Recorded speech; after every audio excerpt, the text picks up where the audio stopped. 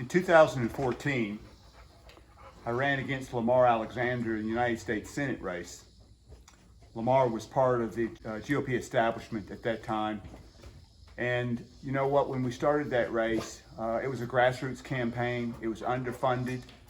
And there was a lot of effort that went into that campaign on the part of a lot of people here in Tennessee. We got over 271,000 votes. We kept Lamar under 50%. And we fought the good fight. And at the conclusion of that race, I honestly thought that was it. I thought it was over. When we lost to Lamar in 2014, I thought that was it. But it wasn't. What I didn't realize at the time, but I've come to appreciate now, is that that was just the beginning. Now we fast forward to 2020, and I realize more than ever the efforts that we made in 2014 were nothing more than putting together a foundation for the candidate we have running as a constitutional conservative in the United States Senate here in Tennessee, and that's Dr. Manny Sethi. Dr. Manny Sethi is a family man. He understands the issues. He's a constitutional conservative. He's a surgeon. He's a businessman. And he grew up right here among us, right here in Middle Tennessee. And I want to explain to you my journey and how I became affiliated and a part of the Manny Sethi for U.S. Senate campaign. It started at the beginning of this year. Indeed, I had no intentions of getting involved in the U.S. Senate campaign. I've retired from politics. I enjoy my life out here on the farm, working with my horses, tending my bees, and taking care of my trees, as my wife likes to say. But I got pulled into the campaign by Bill Hagerty. Bill Hagerty called me on several occasions, seeking my advice, seeking my support, asking for my endorsement. And I talked to Bill, nice guy. We had really good conversations. I even went to, I believe it was the Richland Country Club in Nashville, where UN Ambassador Nikki Haley endorsed Bill Hagerty. And I got to see firsthand, the people that were supporting Bill. I got to listen to him. I got to talk to him some more. And so I walked out of that meeting thinking, you know what, maybe this is a guy that I can support and endorse.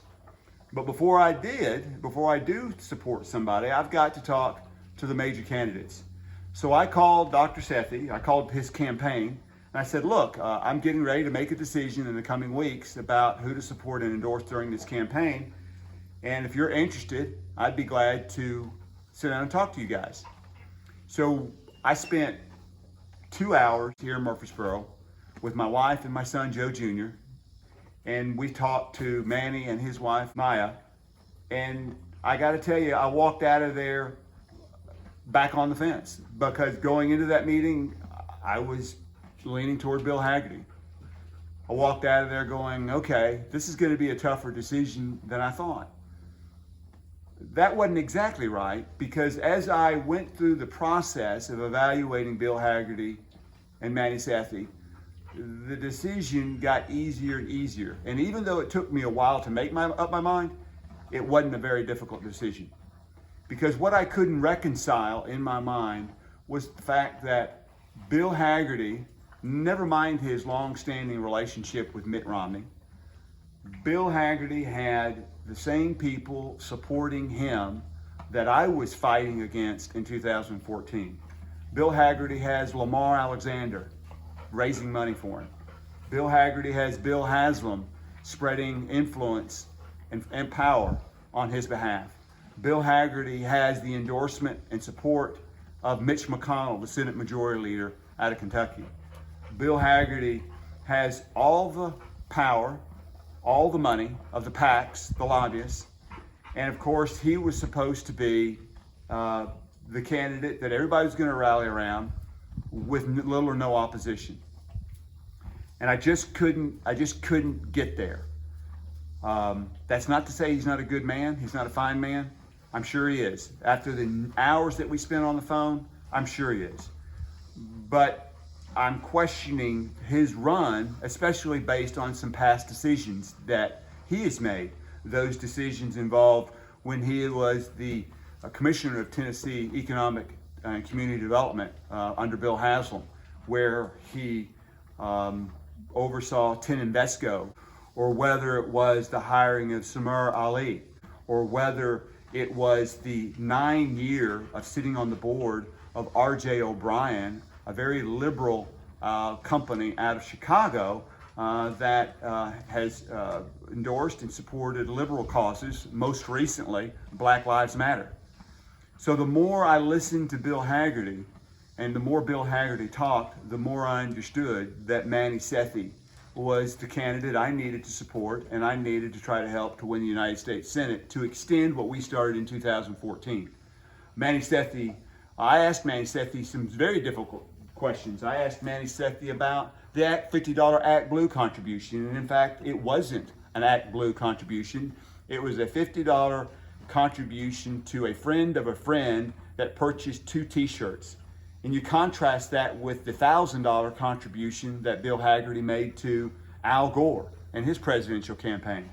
Then, of course, you hear the accusation that Manny Sethi is for Obamacare, which is laughable given the fact that in 2016 he did a 30-minute TV interview where he extolled the virtues of not being a part of Obamacare and having a free and fair market healthcare system that essentially would do away and needed to do away with Obamacare. He's always been a longtime advocate for repealing Obamacare. Indeed, the President Trump White House in March of 2017 released a video talking about specifically how Dr. Manny Sethi was leading the fight to repeal Obamacare.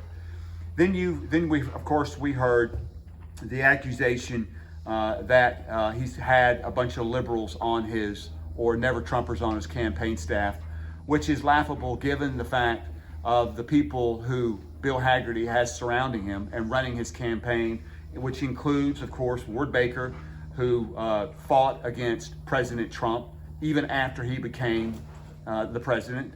And then you've got, of course, his chief fundraiser, Kim Kagi, who has raised money for liberal Democrats like Nashville Mayor Megan Barry.